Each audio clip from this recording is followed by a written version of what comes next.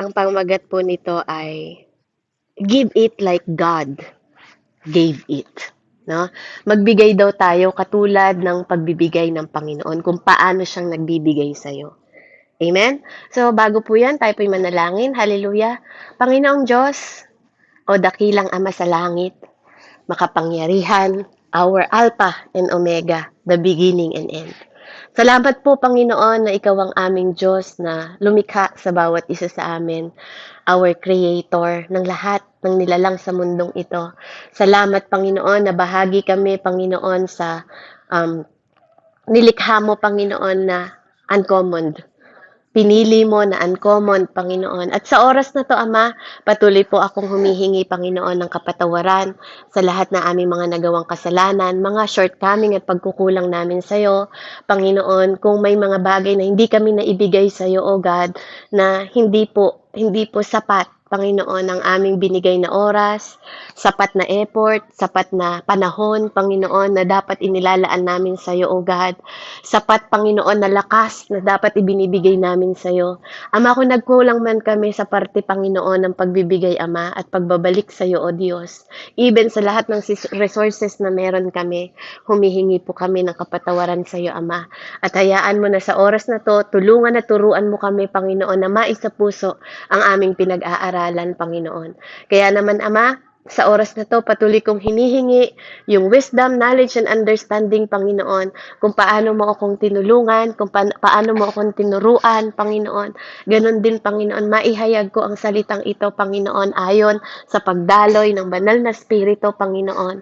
Ama, salamat po sa bawat tulong, salamat sa bawat lakas, salamat sa bawat talino at kaunawaan, Panginoon, na patuloy mong ipinagkakaloob sa bawat isa sa amin. Kaya sa oras na to, Panginoon, ngayon pa lang, hallelujah, Lord, ipaalala mo ang gawaing ito sa aming mga kapatid.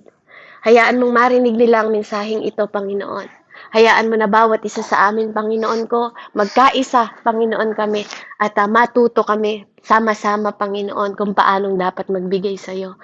Maraming salamat po, O Diyos, purihin ka, dakilain ka at lulhatiin, at lahat ng karangalan, Ama, at ang tinig, Panginoon, na marinig nila nawa, ay hindi ako, kundi ikaw. Purihin ka, O Diyos, sa pinakamataas na pagsamba, paglulhati, Panginoon, at pasasalamat. Sa pangalan ni Jesus, sa ngalan ng Diyos, Ama, Anak, at Espiritu Santo. Amen. Praise God. So, the uncommon life. Amen? So, ang title po ng the uncommon life natin this time is Give It Like God Gave It. Amen? So, minsan po sa buhay natin, we live in this world na ang pagbibigay natin, kinakalculated natin. Na po, tinitimbang natin. Alam nyo yon, yung tama na yan. Alam nyo yung kinakalkula mo, limited, measured, diba? Tinitimbang mo, conditional ang pagbibigay, amen? And strategy. Ayan, na po. Kaya, siyasatin po natin yung mga buhay natin ngayon. Na minsan, itong world na to, many times po, na-obsess tayo with more. Amen? Saang bagay. Amen? More for me. Puro sa atin. More pa, Lord, sa akin. More comfort. More success. More control. Yung ibang tao po, minsan kahit sa atin, sa buhay natin, yun tayo. Na po, many times, na-obsess tayo sa more. Amen? Sino yung naka-experience dito? Amen? Ako rin po, ganyan yung nakaraan ko. Dati sabi ko, mag-OFW ako. Pinaalis ako ng mama ko kasi pag hindi ako umalis po, magkakaanak ako ng marami. Mama ko ang nagtulak sa akin na mag-abroad. At dahil sa nakikita niya na hirap ng buhay ko. Dun sa una kong napangasawa. Nung pong nakapunta na ako sa abroad, sabi ko, 'di ba, 2 taon lang babalik ako. Pero more. Tapos hanggang nakapagpatayo ako ng bahay, more pa ulit, 'di ba? Nakabili ng sasakyan, more ulit. Alam niyo 'yun, hindi ka natatapos kasi gusto mo ng more. Amen. Natulungan ko sa business si mama, sa ang biyaya ng Panginoon. Kasi dati, ang sarili ko lang ang tinitingnan ko. Ako ang dahilan ng lahat. Selfish ako. Noon po, hindi naman selfish na in a way na, kasi hindi ko kilala eh. Kilala ko yung Diyos, pero hindi ko siya kinikilala sa lahat ng bagay na meron ako. Ang tingin ko sa sarili ko, ako lang lagi. Ako yung tumulong sa inyo. Ako yung sa inyo, 'di ba? Ako yung kristal, ganito. Ako sa mga kapatid ko, 'di ba? Ganun po ako dati. Feeling ko ako yung pinagmumulan ng lahat ng bagay na yon na naibibigay at naitutulong ko sa pamilya ko. Amen. Ganun po ako. Yun ako. Amen. So, kilala ko. Kaya nga, pag nagsasalita ako, feeling ninyo, minsan pinariringgan ko kayo. Hindi po. Hindi ko sasabihin yung bagay na hindi ko na-experience. Even yung pangangalunya, ako po yun. Hindi kayo yun. 'Di ba? Even yung panlalalaki, ako yun. Hindi kayo yun. Pero dahil sa mga pangit na nakaraan ko, doon ako kinatagpo ng Panginoon ko. At hindi ko po yun kinakaya. Kasi mas pinasasalamatan ko na naging pangit muna yung buhay ko, then nilagay niya ako sa mabuting kalagayan. Kaysa naging mabuti ang kalagayan ko, tas mapupunta ako sa pangit na kalagayan. Amen? Katulad ng sinasabi ni Tatay Paul, di ba? Nagsimula kayo sa espiritu, natapos kayo sa laman. Amen? Ayoko po. Ayoko. At least, nagsimula ako sa laman, biyayaan ako ng grasya ng Panginoon at awa niya, matapos ako sa espiritu. That is my prayer. Amen? So, ito po we give to those who can give back. Nagbibigay lang tayo sa mga tao na kaya ding magbigay o magbalik ng pagbibigay. Amen? Ito yung mga lumang pagkatao natin. We serve other when it's convenient. Maybe ikaw pa rin ito ngayon, 'di ba? Maybe ikaw yung unang klase ng mananampalataya kasi maraming klase at stages ang mananampalataya. Amen? Kapag tumanggap ka pa lang sa Panginoon, ninonorish ka pa para maunawaan mo kung ano ba ang totoong pananampalataya. Maybe nandito ka pa sa stage na to, na magbibigay ka lang sa tao pag kaya nilang magbalik sa'yo. O magsaserve ka lang kapag convenient ka. Pero pag inconvenient sa'yo, hindi ka magsaserve. Ba't kita tutulungan? Ako nga may gagawin pa. Diba? Ba't ako magsaserve sa'yo? Ako nga marami pang trabaho. Amen? We are generous na po when we feel like we have enough. Alam niyo yun, yung magbibigay ka lang kapag alam mo na enough ka na, tas yung sobra ibibigay mo. Yun ka ba? Yun ka ba yung klaseng tao na gano'n na kapag may sobra na lang, saka ako tutulong? Kasi hindi pa enough sa amin eh. Kapag kumita na ako ng malaki, saka ako magbibigay. Alam niyo po yun. O kapag enough sa'yo, may leftover na konti, yun yung ibibigay mo. But the uncommon life has different set of guiding principle. Hindi ganun ang uncommon life, mga kapatid. Kung ganun pa rin yung klase ng pag-iisip mo, that's not uncommon life. Yun yung mga common. Common po yun. Mga pag-iisip ng common people. Mga pag-iisip ng hindi nakakakilala pa ng lubusan sa Panginoon. Kasi pag ang buhay mo uncommon na, para sa'yo na lang, ibibigay mo pa. That is uncommon life. May mga guiding ng principle po ang Panginoon. Para malaman mo that your life is not the same again. Ito po yung buhay na open-handed in the world. Kahit inconvenient sa'yo, kahit hindi pa enough sa'yo, kahit hindi pa makapagbalik sa'yo. Ito yung hinihingi ng Panginoon sa atin. Yung open-handed sa mundong ito. Na hindi ka lang nagka-clutches, hindi ka lang nagko-collect, at hindi ka lang nagka-calculate. Alam niyo po, generosity is not matter of money. Hindi lahat ng pagbibigay tungkol sa pera. It's a matter of mindset. Kasi pwedeng nagbigay ka pero masama yung loob mo. Pwedeng nagbigay ka pero hindi para bukal sa puso mo. Pwedeng nagbigay ka pero masama pala. 'Di ba? Yung iba pala iniisip mo sa kapwa mo. Sige na nga, ibigay ko na nga. Pero iba yung nasa isip mo. Amen? Sometimes, it is how we treat people. It is how you spend your time. No, minsan, kahit masama yung loob mo, di ba? Nagagalit ka, di ba? Alam niyo po yung ganun.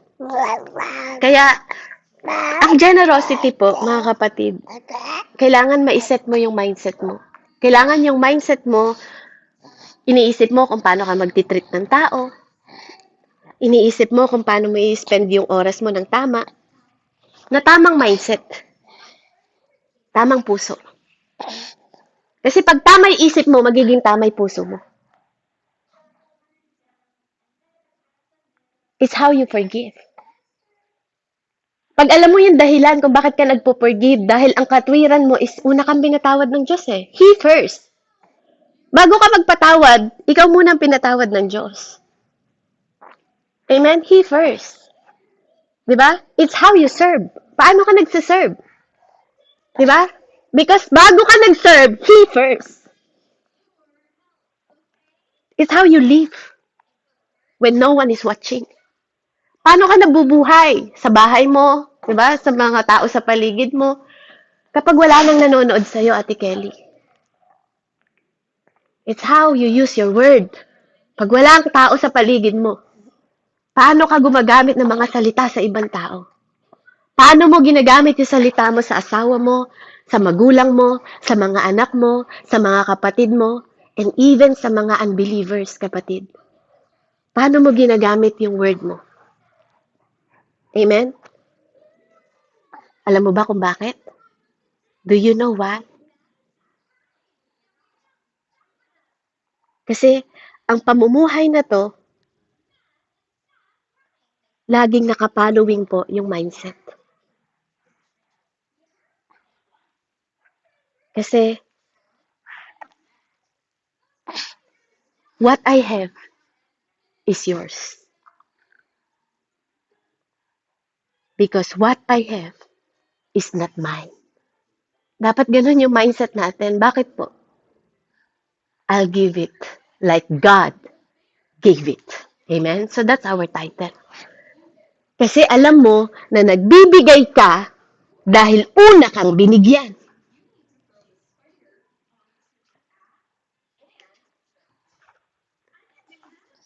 Kaya purihin po ang Panginoon. Ano po? Kaya dapat maisip nating lahat na hindi ka nagbigay dahil sa'yo yun. It's not yours. What you have is not yours. Amen? Kaya lang, ang iniisip natin, magbibigay ako, paano na ako?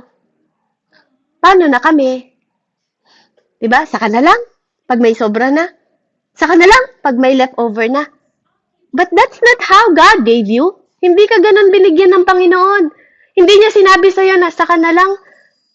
Kasi nandun ang Panginoon, the more na kailangan mo, Kuya Lindon. Yung kailangan mo, nandun siya. Hindi ka leftover.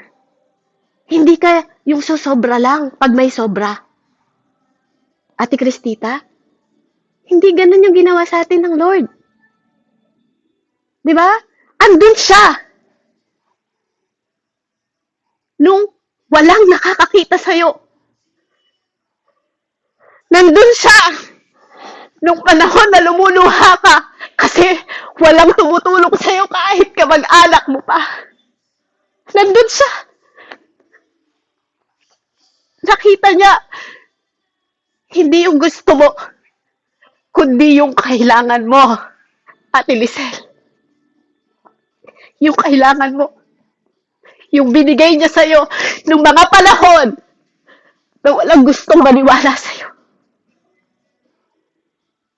Hindi niya sinabing, mamaya na lang, Lisel.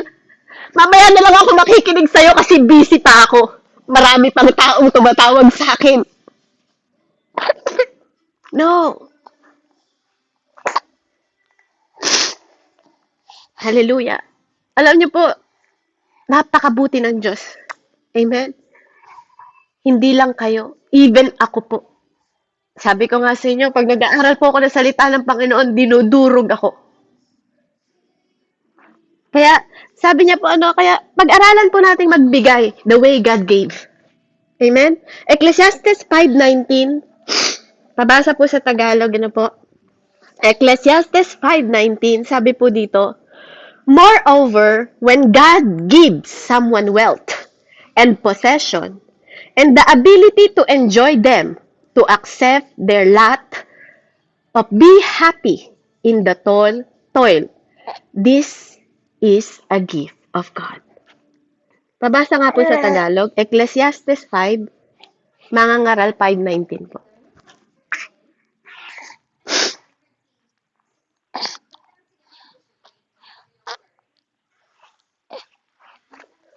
Ano po yun, sis? Mga Mangangaral 5:19? 5:19. Wait lang po. I-live ko lang. 5:19, sabi niya po dito sa ganun din ang dapat gawin ng lahat ng niloob ng Diyos na yun yumaman. Sorry po. Ulitin ko na lang po. Ganon din ang dapat gawin ng lahat ng niloob ng Diyos na yumaman, tanggapin ang kanilang bahagi at pakinabangan ng bunga ng kanyang pinagpaguran sapagkat ito ay kaloob ng Diyos. Amen. Amen. Purihin po ang Diyos, ano? So, wala pong yumaman na hindi kaloob ng Diyos. Ang Diyos po ang nagpapayaman at ang Diyos ang nagpapahirap. Amen? Minsan, kahit po sabihin nyo, hindi mananampalataya yung tao na yun, bakit sila yumayaman? Amen? Because they take risk. Minsan nga po, alam nyo, sa totoo lang, kahit pa nga hindi mananampalataya, mas ano pa sila eh, mas matulungin pa sila eh. Kaysa sa mga tao mananampalataya. Mas kaya nilang mag-take risk minsan. Nakakita na po ako ng mga mayayaman na po, mas willing silang tumulong. Minsan sasabihin pa nga nila, bayaran mo na lang pag meron ka na. Kasi dahil sa sobra-sobra na meron sila. Alam niyo po yun? Pero dahil ikaw, kinakalculate mo yung meron ka, binibigay mo lang kung ano yung kaya mong ibigay.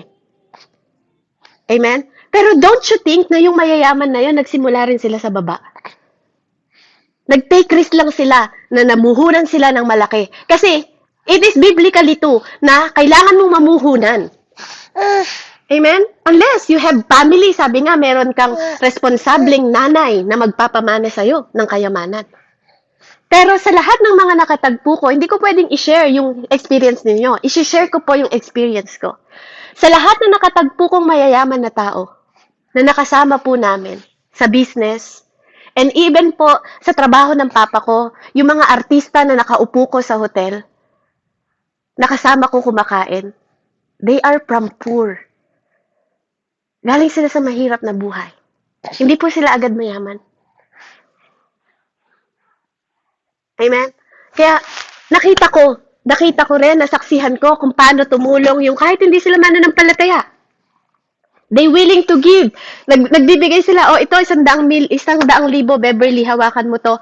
Ibili mo to ng mga bato. Babalikan kita. Kahit walang papel. Kahit wala kang pinipirmahan. It's just trust. Take risk. Nagte-take risk sila. Amen? Pinag-uusapan po natin mayaman dito, hindi po mananampalataya pa. And I hope na kung mananampalataya tayo, mas higit tayo. Mas higit tayo. Amen? 1 Chronicle 29:12, sabi po dito, wealth and honor come from you. You are the ruler of all things. In your hand are strength and power to exalt and give strength to all. 1 Chronicle 29:12 po.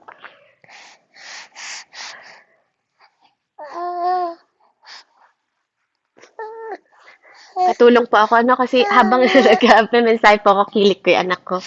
Salamat po. Ano yun? First Chronicle Chronica 29:12 po. 29:12.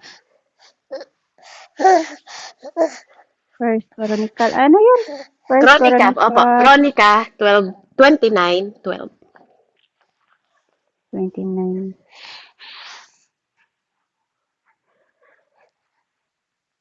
Yan, First Chronicle chapter 12, verse 29. Tama po ano? Apo, 29 po. Ayan. 29 verse 12. Baliktad.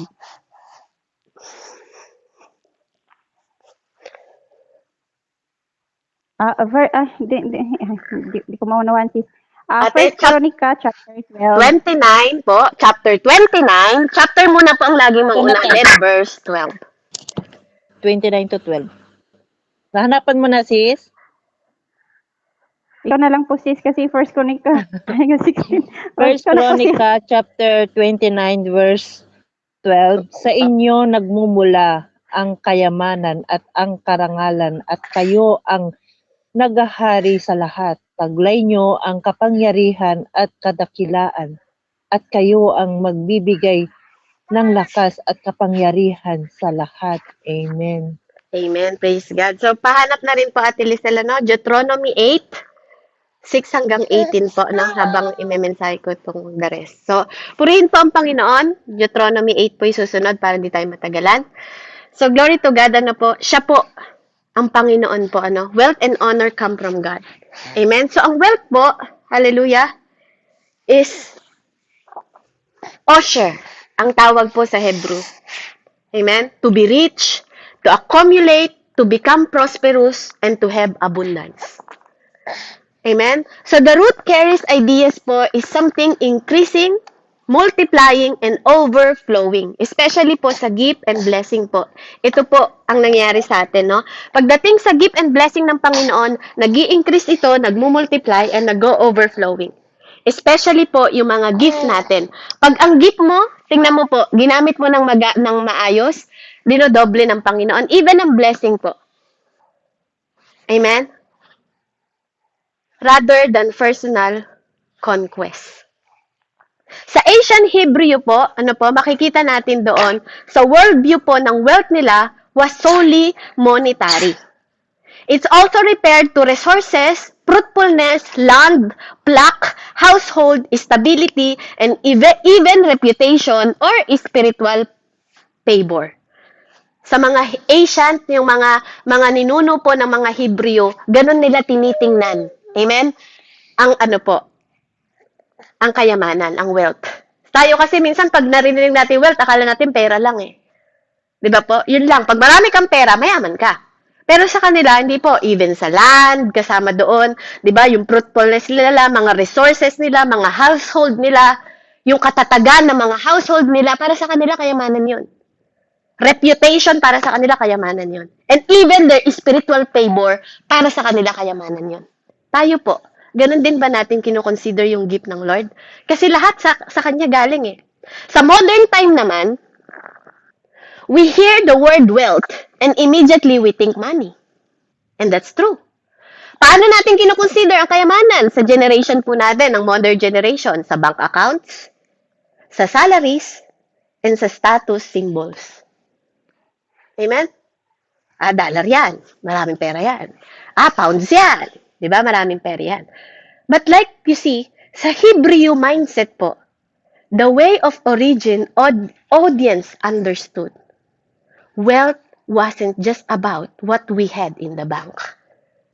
Hindi lang yun yung kayamanan para sa kanila, na katulad ng generation natin ngayon. It was about kung ano yung nag-grow. Kung ano yung pwedeng mag-multiply pa. Amen? At kung ano yung being stewarded na pinagkatiwala sa'yo. Ano yung pinagkatiwala sa'yo ng Panginoon? At ano yung pwede mong i-share? That is wealth sa kanila. Amen? Included their land. And even yung way ng pamumuhay nila, ng pamilya nila para sa kanila, kayamanan po yun. Amen?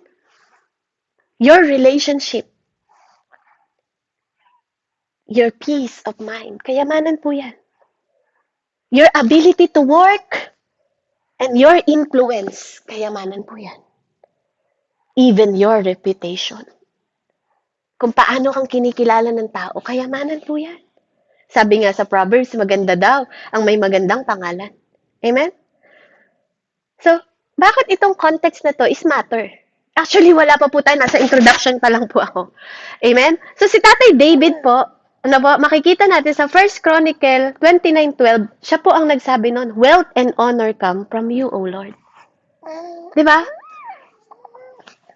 Alam niyo po, sinasabi niya po itong salita na to, hindi dahil mayaman siya. At hindi dahil na-earn niya kung ano yung kayamanan niya. Dahil alam natin kung saan galing ang kayamanan ni Tatay David. Amen? Kung kilala niyo po si Tatay David, siya ay shepherd ng mga tupa nung una. Naging king. Di ba? Naging servant ng isang hari and then naging king. Kapatid, may pagdadaanan. Amen? May mga instruction at may mga pinagdadaanan. Even yung mga ginamit ng Panginoon noon. Amen? May paghihirap. Pero kapag naging tapat ka sa maliit, pagkakatiwalaan ka sa malaki. Amen?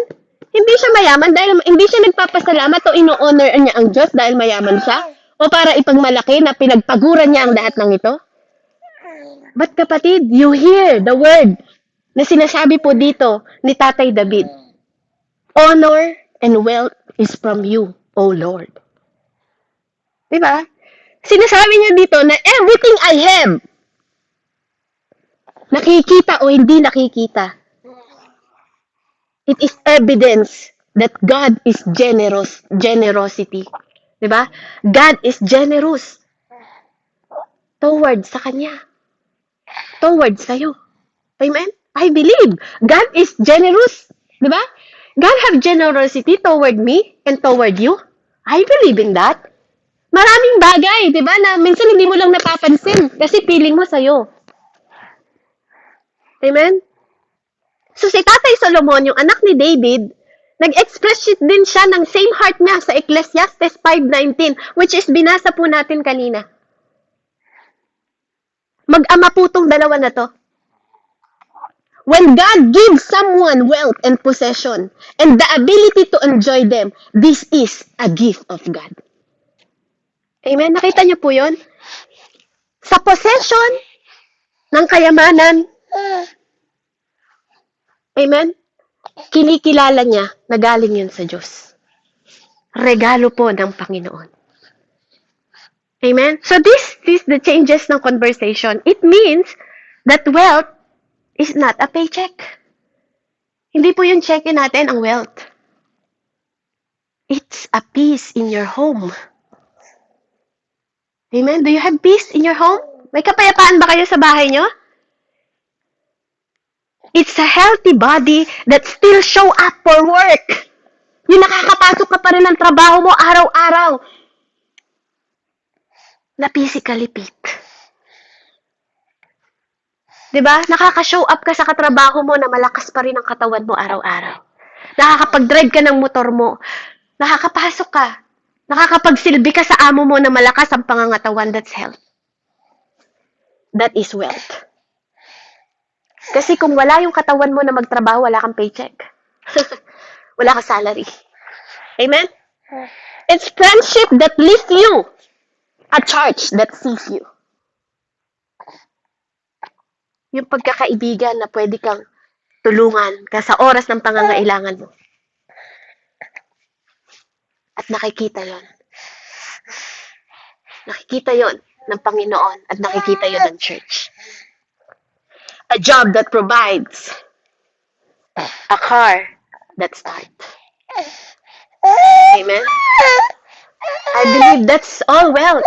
Amen? Katulad ng sa sasakyan ko po, ano? A soul that sleep at night. Amen? Yung nakakatulog ka na hindi mo pinoproblema, na hindi ka katulad dati mo kakalosyang, paggising mo sa umaga, malaki ang eyebag mo, kaya isip mo ng pambayad sa kung ano-ano. O sa kaya isip mo kung anong mangyari sa sakit mo. O anong mangyayari sa mga anak mo, anong baon nila bukas. O sa pagpapaaral mo sa mga anak mo. Amen? That is wealth. Amen? That's sure. Amen? That is abundance. That's the God hand at work in your life. Amen? So, kailangan po natin i-consider itong mga bagay na to. You are wealthier than you think. Mas mayaman ka pa sa kaya mong isipin. Not because what you've stored. Hindi dahil sa naitago mo o naitabi mo, but because of what God has supplied. Kundi sa kung anong kayang ibigay sa'yo ng Panginoon. At kapag nai-realize mo, lahat ng bagay na to ay galing sa kamay ng Diyos, you stop asking, how much do I have to give? Pag na-realize mo na ang mga bagay na to ay hindi galing sa'yo at galing sa Kanya, you will start living. Magsisimula kang mabuhay na hindi nagtatanong, magkano ibibigay ko? O magkano yung kaya kong ibigay? Magsisimula kang mabuhay na lahat ng bagay na regalo sa'yo, nakuha mo dahil pinagkatiwalaan ka lang ng Panginoon. You are just a steward. Everything I have is a gift I get to steward. Para pamahalaan mo lang. Amen? So that's where generous living begins. Not in your wallet, but in your worldview. Amen? Doon po nagsisimula ang pagiging generous. Kung paano ka mabubuhay na maging generous, hindi sa pamamagitan ng wallet mo lang. Pero kung paano mo binuview ang buhay na to sa mundong ito. Perspective, mga kapatid. That's when you can give it like God gave it. Because He did it. Because He did first. Amen? Kaya makikita po natin yung oppression ng mga Israelite. Amen? Alam ko po nakilala nyo kung sino yung mga Israelite. Sila yung mga kind of person na hardship. Diba? Nag-hardship sila kung paano sila namuhay. Kapatid, magagaan pa po yung trabaho ninyo kumpara po sa mga Israelite noon. Ito po yung mga people na pinanganak into comfort. They were born in slavery. Ito po yung mga tao na pinanganak na hindi komportable yung buhay nila. They are slave. Mga alipin sila, mga utusan. Under Pharaoh sa Egypt. Amen? Pwedeng inuutusan ka ng ano mo ngayon, amo mo ngayon, pero inuupahan ka.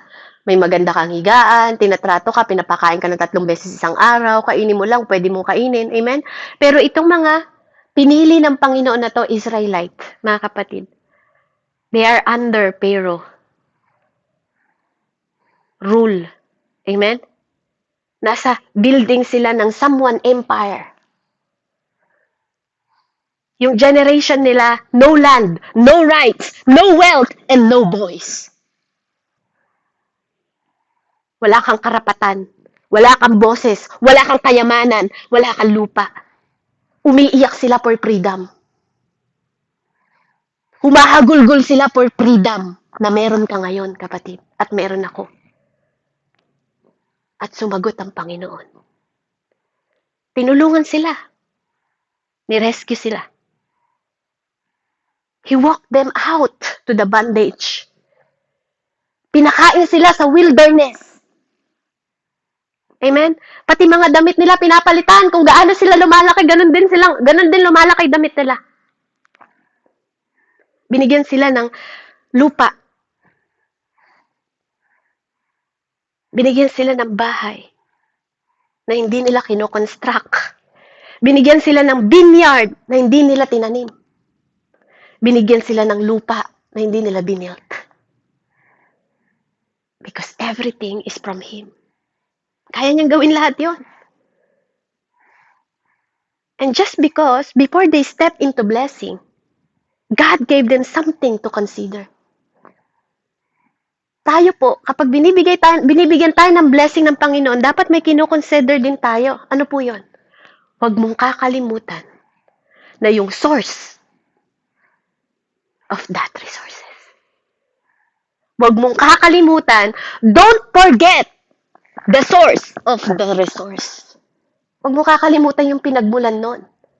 Kung may salary ka ngayon, huwag mong kakalimutan yung source nun na nagbigay sa'yo ng resources para sa pamilya mo, para ipadala mo sa asawa mo, para pangpaaral ng anak mo, para pambili ng pagkain nila. Do not forget the source. pampagamot mo sa nanay mo, pampagamot mo sa sarili mo, pambigay mo sa church, pantulong mo sa ibang tao, pambili mo na regalo sa apo, o sa anak, o sa asawa. Do not forget the source. Kaya yung ibang tao, ba't ka nagbibigay sa church? Bakit ba kailangan pa magbigay sa Panginoon? Eh, paano ko ibalik sa atin yung tanong na yun ng Panginoon? Bakit kailangan pa kitang bigyan ng buhay, Raymond? Bakit kailangan kitang supplyan ng mga kakainin mo, James? Kung ang pagbibigay naman, di ba, ay kailangan may dahilan lagi. Kasi hindi po tiningnan ng Panginoon yung status mo, kung kaya mong magbalik ng mga bagay na kaya niyang ibigay. But He tests you. He tests you kung mapagkakatiwalaan ka, steward. Para ma-multiply, ma-continue, at ma-maintain yung binibigay niya sa'yo. Kasi kung hindi mo kayang pag-ingatan yung binibigay ng Panginoon sa'yo, katulad po ng sabi ko, ang Diyos ang bumabawi. Kung siya ang nagbibigay, siya rin po may karapatang bumawi ng lahat ng binigay niya. Even ang buhay mo, kapatid. Even ang buhay mo. Wala kang ambag dyan. And He always have the right. He always. He first.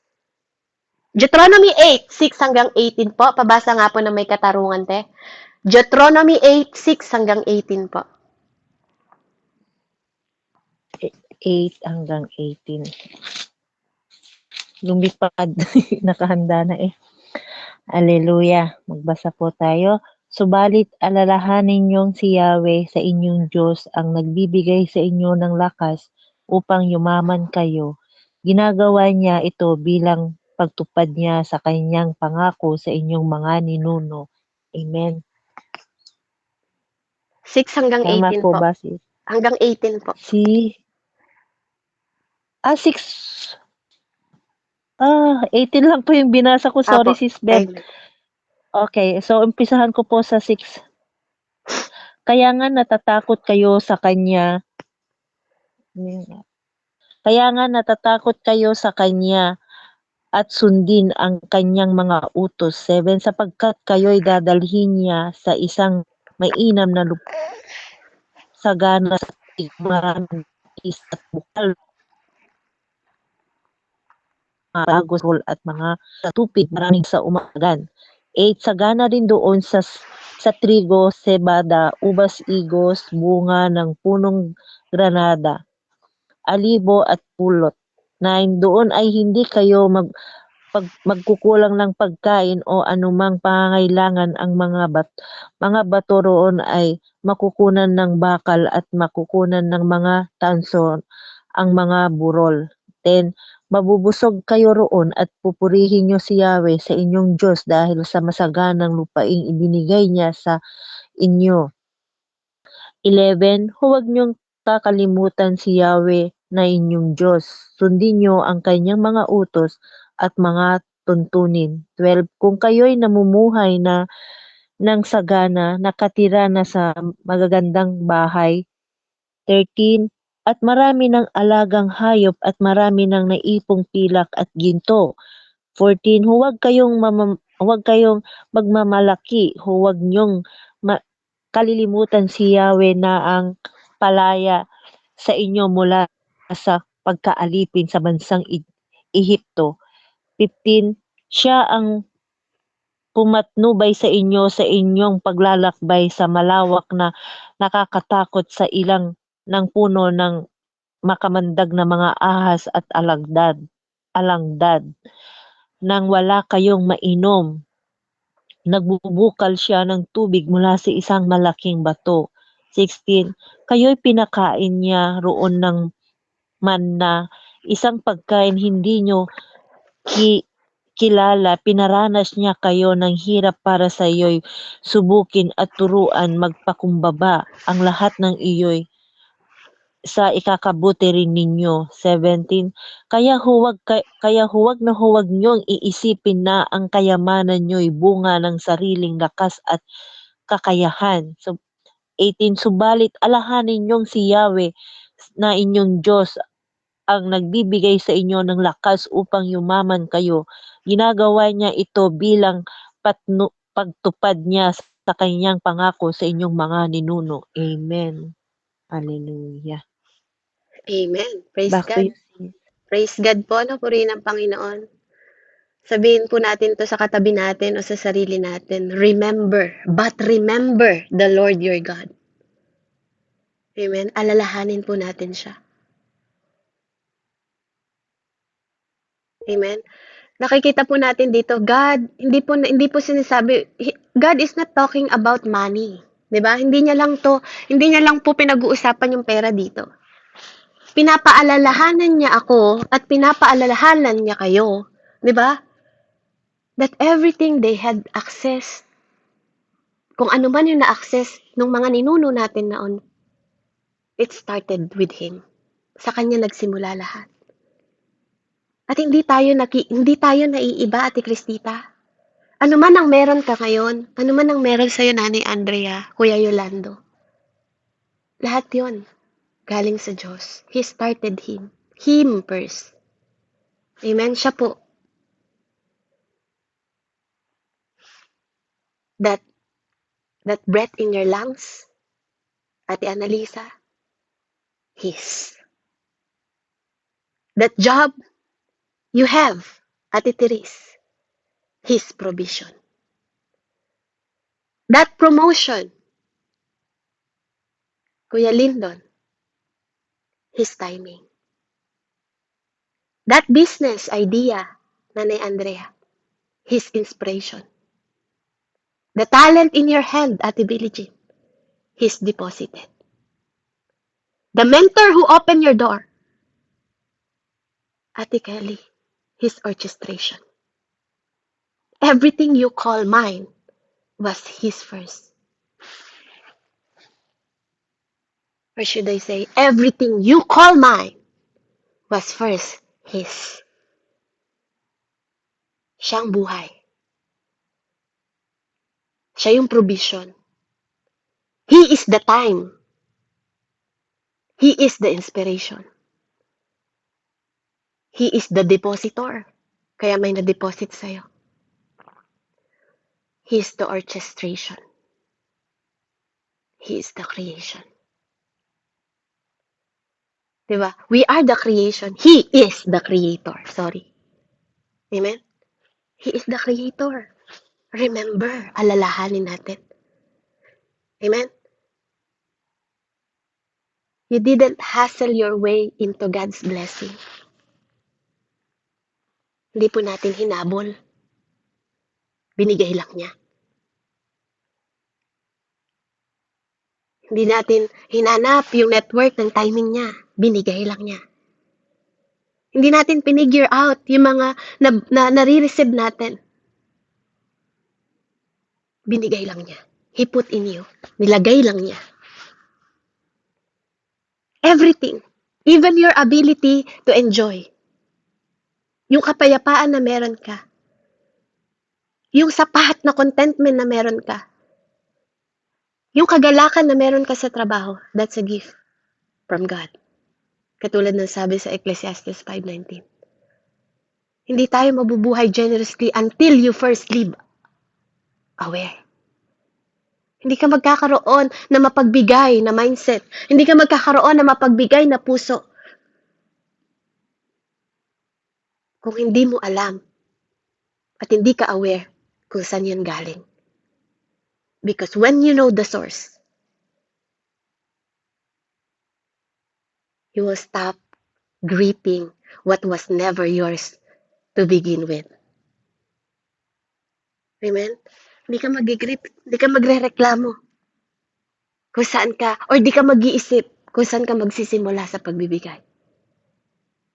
You can give it like God gave it because He did.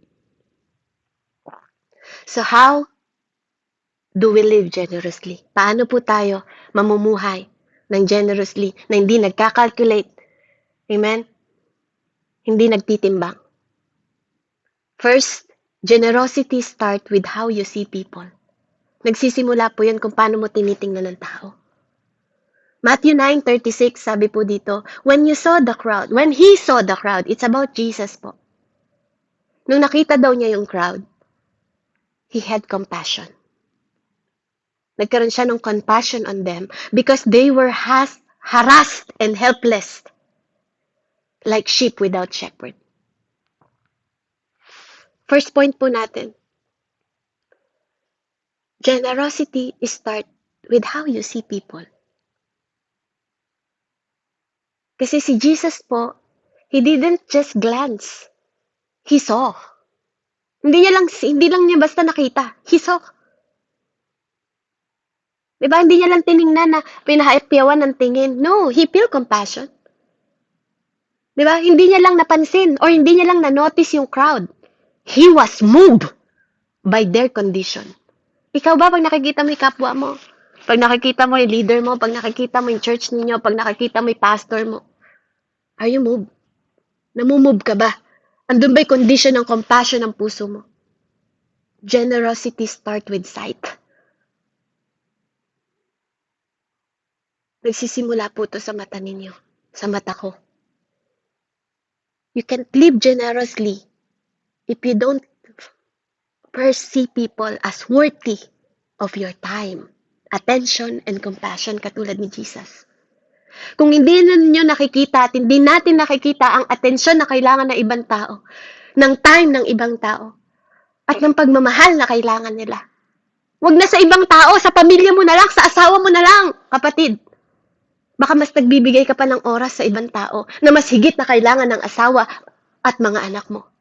Baka mas nagbibigay ka ng attention sa ibang tao kaysa sa asawa mo na nagpapagod at sa mga anak mo na nagpupursige. Baka mas nagbibigay ka pa ng pagmamahal sa ibang tao kaysa sa sariling pamilya mo. Some of us don't struggle to give money. Yung iba sa atin, hindi nag-i-struggle magbigay. Amen? Some of us, we struggle to give eye contact. Kailan yung huling araw na tinititigan mo sa mata yung kausap mo? Kailan yung huling araw na tinitigan mo yung asawa mo at sinabi mong mahal mo siya? Salamat sa lahat ng sakripisyo mo. Salamat sa lahat ng pagtitiis mo. Salamat, tiniis mong maging malayo sa amin para mabigay yung pangangailangan namin. Kailan yung huling araw nag-eye contact ka sa anak mo? Na kahit nahihirapan siya sa mga klase ngayon, nagpupursige siyang maipasa. Sometimes, hindi tayo nahihirapan sa pagbibigay ng pera. Mas nahihirapan pa tayo na magbigay ng patient sa tao. Diba? Sometimes, hindi naman mahirap magbigay ng pera eh. Diba? Mas nahihirapan pa tayo magbigay ng pagtitiis natin sa kanila. Kahit sa pag-aasawa, ang pag-aasawa po for better and for worse. Hindi lang for better. Diba? Pag better lang yung buhay mo. Even pati pag worse. Diba? Nahirapan ka magbigay ng patient ng pagtuturo sa anak mo. Samantalang may nanay ka na tumanda na. Hanggang ngayon, tinuturuan ka pa rin. Tinutulungan ka pa rin. Amen? Hindi tayo nahirapan magbigay ng pera but we struggle to give someone a fresh start. Imbis na bigyan natin sila ng mga word na mag-encourage sa kanila. Pagagalit pa tayo. Matutulog na nga lang yung asawa mo dahil sa pagod sa buong maghapon, aawayin mo pa. Pagwawalaan pa. Sisisihin pa. Amen? When? Kailan tayo magsisimula ng generosity, ng compassion sa kanila? Kasi compassion is a feeling na deeply from the guts. To be moved by what you see, that you're compelled to act. Si Jesus po, she didn't just feel sorry for people. Hindi niya lang nakita, ay sorry kasi ano kayo, kawawa kayo. No, he moved toward them. Nilapit niya yung sarili niya. Si Jesus, yun yung ugali niya. Si Jesus, pag alam niyang kailangan mo siya, Kuya Raymond, nandyan siya. Si Jesus, pag kailangan mo, Ate Cristita, nandyan siya. He come to you. Hindi ikaw yung pumupunta sa kanya. He always choose you. He always choose me, Ate Therese. He choose you first.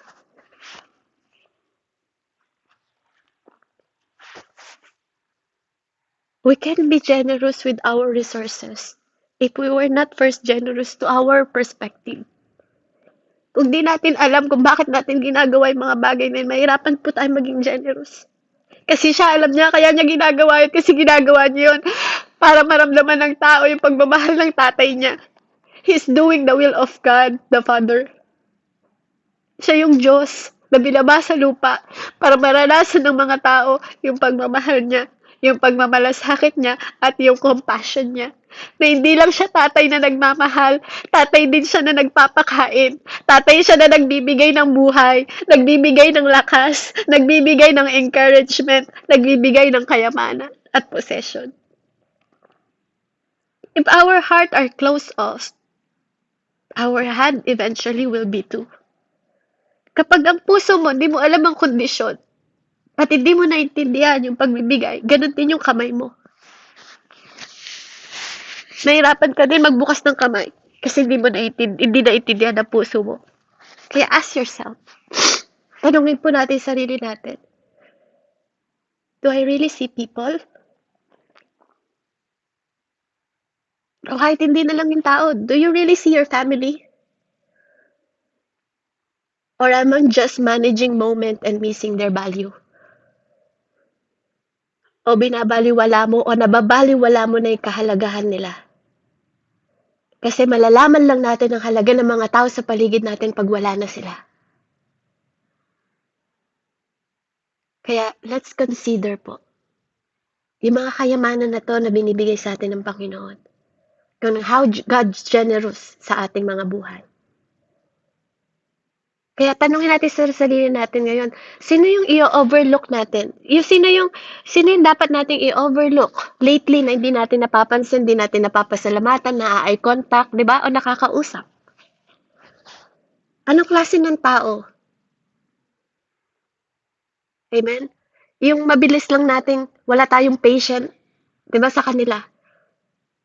We're just quick to dismiss them o iwan sila.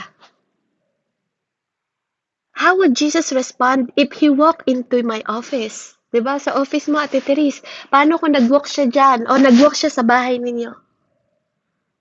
O sa mga bagay na ginagawa mo araw-araw, Ate Kelly? How would you paano kayo nagre-respond si God? Ano kaya makikita niya na ginagawa mo sa mga pinapamahalaan mo, ginagawa mo sa amo mo, ginagawa mo sa mga alaga mo, ginagawa mo sa pamilya mo? What if? Kasi I believe God is visiting us every day. Every day. He is omnipresent and omnipotent God. Kahit nasaan ka, wherever you are, I am your Emmanuel. Amen? Point 2 po. Give with your hand and your heart. John 13:14-15. Now, that I, si Jesus pa rin po to, your Lord and teacher, that wash your feet, you also should wash one another feet. I have set you an example that you should do, I have done for you. Amen? Ito po nung hinugasan niya yung mga paa ng kanyang mga disciple. Si Jesus po, na anak ng Diyos, 100% na tao, 100% na Diyos, lumuhod sa kanila, nilagay yung planggana, hinugasan yung mga paa nila na maaalikabok dahil noon po, nakasandalyas lang sila, puro alikabok po yung nilalakaran nila. Hindi lang po ito sinabi ng Panginoon para sabihin lang niya. He talked about love. He stopped to show it. Nagbigay siya ng oras para ipakita to sa mga disciple. He didn't just offer grace with word. Hindi niya lang binigay ang biyaya sa atin. Sa salita lang. May gawa lahat yon. He demonstrated it with water and towel. Na hindi ka lang niya papaliguan. Tutuyuin ka niya. Lilinisan ka niya. Ipupurify ka niya. Iki-cleanse ka niya. And in doing so, He taught us, tinuturuan niya tayo, generosity is not just about giving what is in your hand. It's about giving what is in your heart. Amen? Sa Greek word po, ang word of serve is tinatawag niya diakonos. Hindi lang po to, it doesn't mean just helper. It is literally imply stirring up dust from moving quickly to meet someone in need.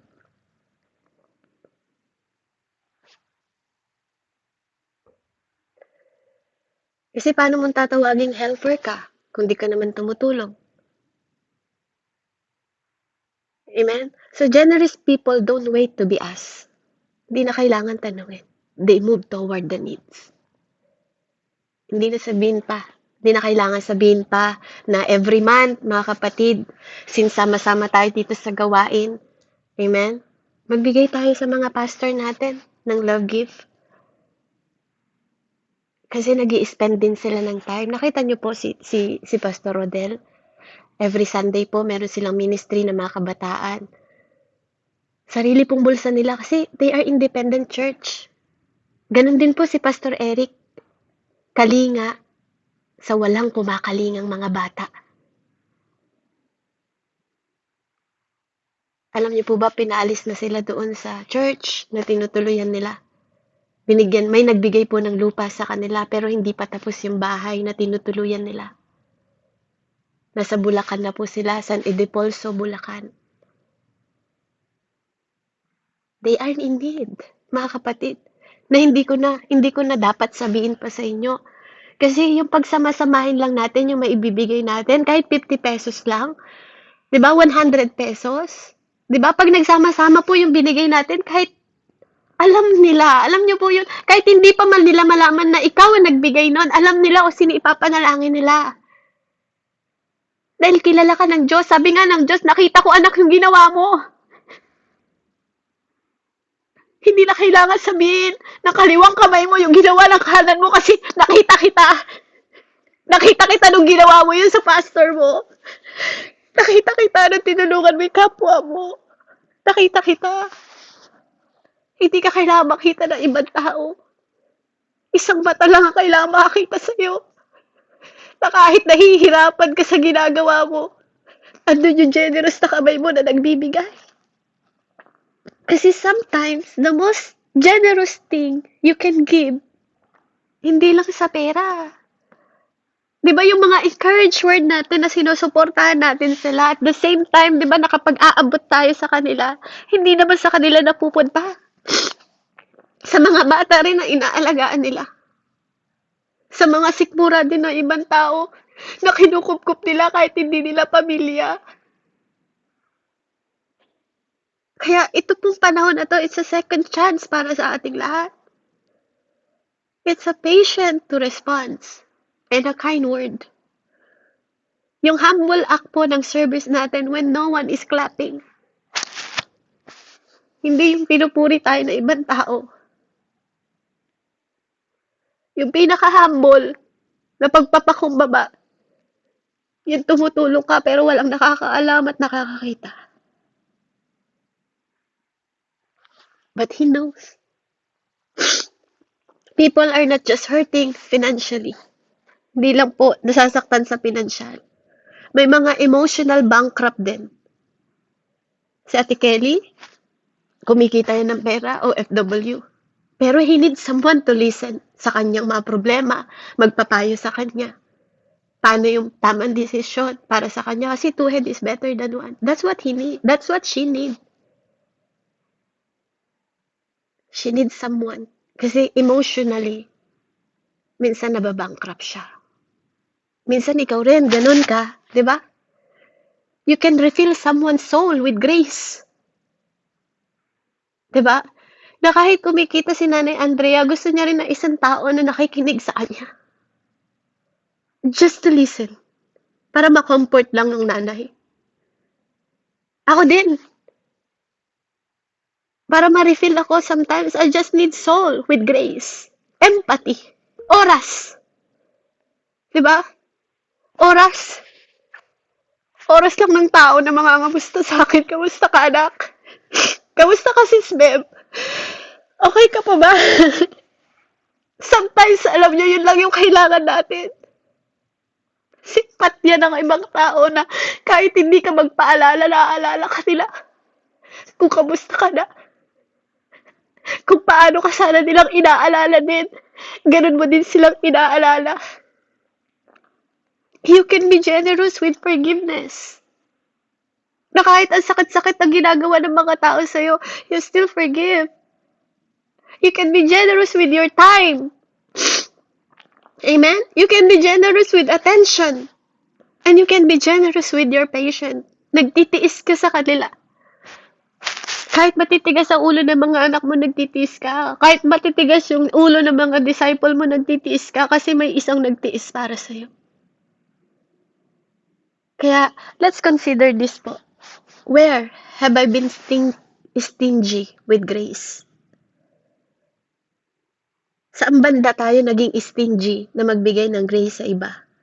How can I go first this week? Paano tayo makakagawa nitong week na to in serving, in softening, and in showing up? Third po, generosity is not about surplus. It's about sacrifice. Mark 12:41 hanggang 44. Jesus sat down opposite to the place where the offering were put and watched the crowd. Putting their money into the temple treasure, many rich people threw in large amount.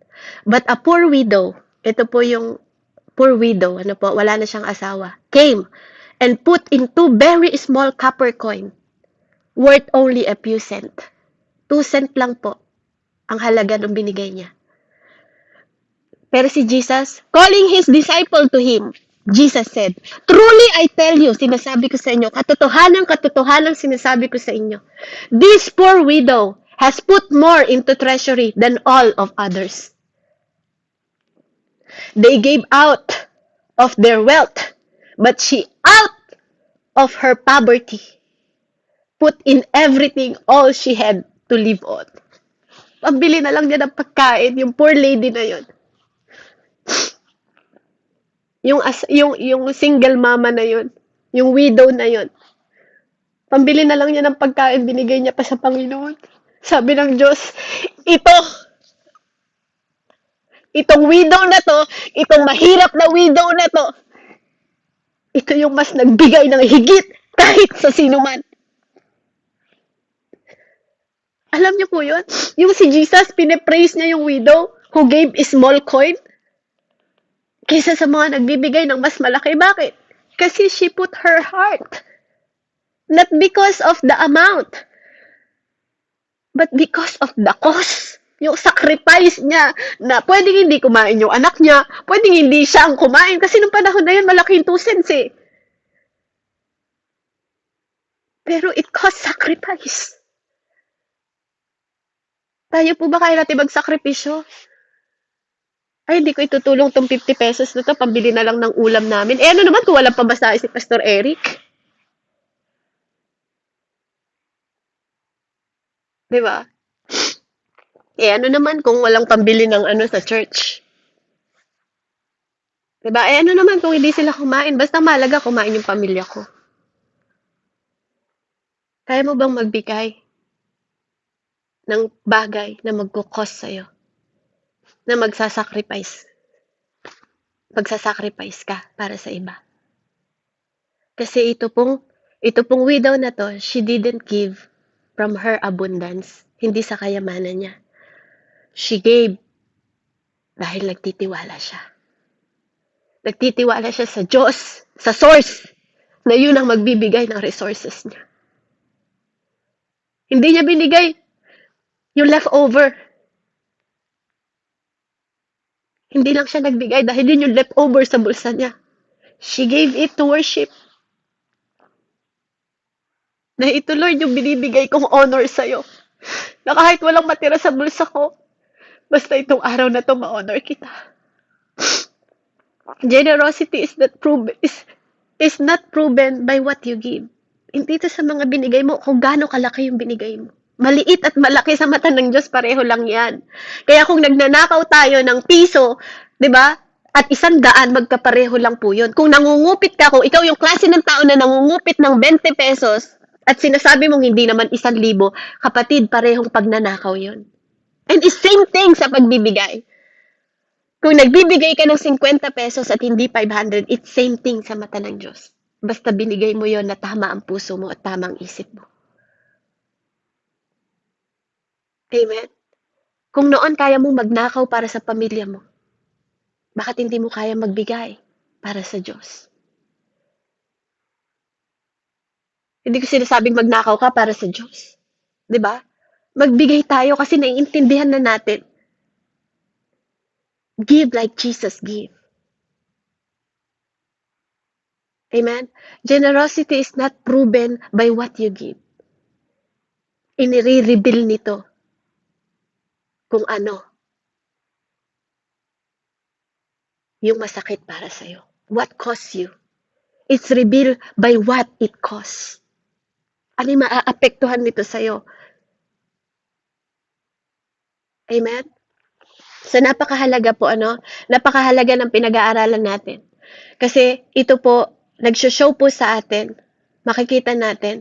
Kasi noon yung cultural insight po ng mga tao, the temple giving system allow for large, showy offering. Noon yung panahon ni Jesus. But Jesus noticed the small one.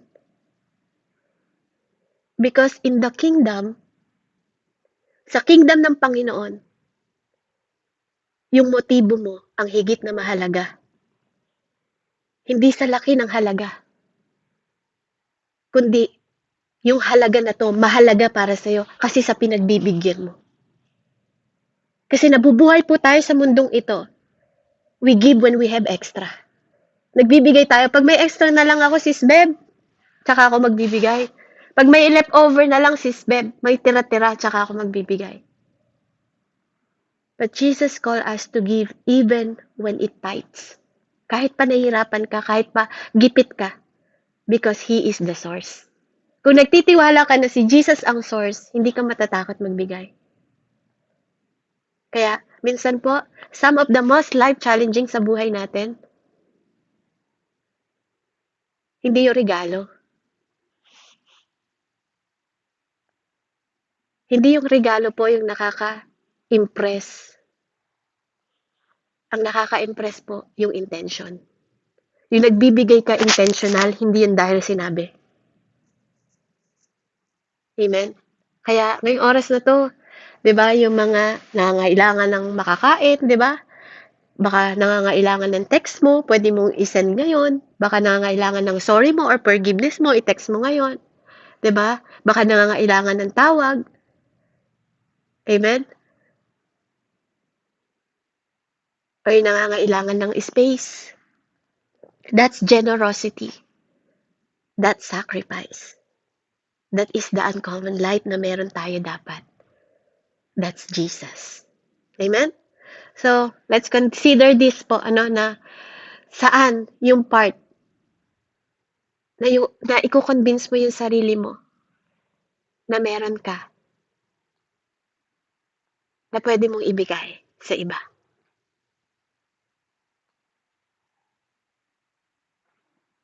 Amen? Paano mo nakikita yung buhay mo na open yung kamay mo? Even alam mo na limitado lang yung pwede mong ibigay. Kung iniisip mo na lahat ng bagay ay galing sa Panginoon, at lahat ng bagay ay binigay ng Panginoon, ang pagbibigay ay magiging act of worship mo na lang. Ito po yung hindi pangkaraniwang buhay. Amen? Na hindi po kailangan bargainin, gawing surplus. It is the respond with surrender. The uncommon life. Ang respond po natin dapat isinusurrender natin. Yung uncommon life, hindi ito yung nagme-measure ng generosity mo. Ito yung nagme-measure ng obedient mo, tiwala at pagmamahal. So ito po yung invitation na binibigay sa atin. Don't just give what is in your hand. Give from your heart. Magbigay ka ng galing sa puso. Hindi lang kung ano yung nasa kamay mo. Love people with your time. Forgive when it's undeserved. Serve when no one sees. And give it like God gave it to you. Fully, freely, and first. Diba? Kasi nung nagbigay po ang Panginoon, pinul niya yung pagbibigay sa'yo. Diba po? Free yung pagbibigay niya sa'yo. At ikaw ang inuna niya. Because when you know the source, you don't live to keep. You live to give. Amen? Hindi para itago mo, kundi para ibigay. Alam niyo po, sa mensaheng to, na-realize ko, no? Sabi ng Panginoon, tuwing nagsasalita siya, ano yung nasa kamay mo, anak? Tuwing makakahawak tayo ng mga bagay, even si Moises, ano yung nasa kamay mo? Diba? Yun po yung tinatanong ng Panginoon sa atin. Nung natapos ko yung mensahe na to, yun yung tanong na tinatanong na lagi ko naririnig. Anak, ano yung nasa kamay mo? Kasi hindi niya tatanungin kung ano yung nasa kamay ni Nanay Andrea, o nasa kamay ni Ate Billie Jean, o nasa kamay ni Ate Therese. Ikaw yung tinatanong niya ngayon. Sa Bible, hindi ko narinig na tinanong ng Diyos kung ano yung nasa kamay na katabi mo. Ang tinatanong niya lagi, ano yung nasa kamay mo? Ano yung kaya mong ibigay? Ano yung kaya mong isacrifice? Ano anak yung nasa kamay mo? Kaya ikaw rin po ngayon, hindi yung katabi mo, hindi yung anak mo, hindi yung asawa mo. Ikaw at ako ang tinatanong ng Diyos ngayon, anak, ano yung nasa kamay mo? Ano yung kaya mong ibigay? Amen? Kaya purihin po ang Diyos. Ano po? Hindi tayo nabubuhay sa mundong ito para itago ng itago yung kaya nating ibigay. Nabubuhay tayo sa mundong ito para ibigay yung kaya nating ibigay. Amen? Hindi leftover. Hindi tira-tira. O hindi dahil limitado ka. Give it with love and compassion on how God gave it to you. Dahil lahat ng bagay na meron tayo, galing po sa Diyos. Purihin po ang Panginoon, and to God be the glory. Sorry po, napahaba. Let's pray. Heavenly Father, maraming salamat po, Panginoon, sa araw na to. Tunay nga, Ama, na Diyos ka. You are our personal God na nagtatanong sa amin ngayon kung ano yung kaya namin ibigay sa'yo. Ano yung kaya namin ibigay sa kapwa namin. Dahil alam namin, Panginoon, na lahat ng bagay na kaya namin ibigay, Panginoon, lahat yun nagmula sa iyo. At salamat, Lord, na ikaw ang Diyos na resources, Panginoon, ng lahat. Ikaw ang source, Panginoon, ng lahat ng resources na meron kami. Trabaho man yan, hanap buhay, pamilya, anak, magulang. Salamat po. Lakas ng katawan na patuloy mong pinagkakaloob sa amin. Hangin, Panginoon.